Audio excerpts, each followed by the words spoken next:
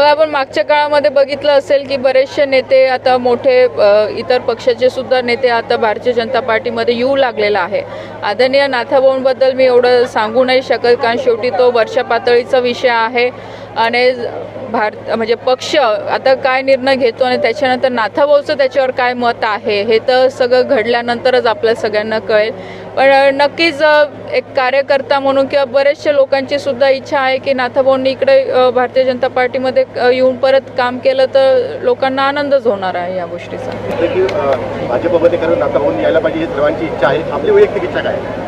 मी तेच सांगितलं, जी लोकांची इच्छा आहे ती माझी इच्छा आहे. रक्षाताईने इच्छा व्यक्त करणं हे स्वाभाविक आहे, कारण 10 वर्ष झाले रक्षाताई ह्या भाजपच्या खासदार म्हणून काम करत आहेत आणि त्यामुळे मी त्यांना भाजपमध्ये असणं सोयीचंही आहे आणि यावं असं त्यांची स्वाभाविक मनापासून इच्छाही असेल.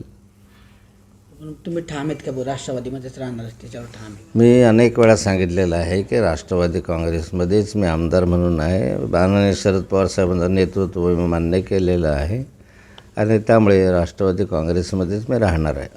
रक्षाताईंनी म्हटलं आहे की भाजपचे जे वरिष्ठ नेते ते निर्णय घेतील, तर तुमचं कुठे नेत्यांशी काही बोलणं झालं आहे का किंवा त्यांच्याकडून कोणत्याही भाजपच्या वरिष्ठ नेत्यांशी माझी अजून चर्चा झालेली नाही. मग भविष्यामध्ये रावेल लोकसभेमध्ये सोनेविरुद्ध सासरा असा सामना रंगेल का? भविष्यात काय होईल मला सांगता येत नाही, परंतु राष्ट्रवादी काँग्रेसने माझी उमेदवारी जाहीर केलेली आहे आणि माझी तब्येत जर चांगली असेल तर मी राष्ट्रवादी काँग्रेसचा उमेदवार म्हणून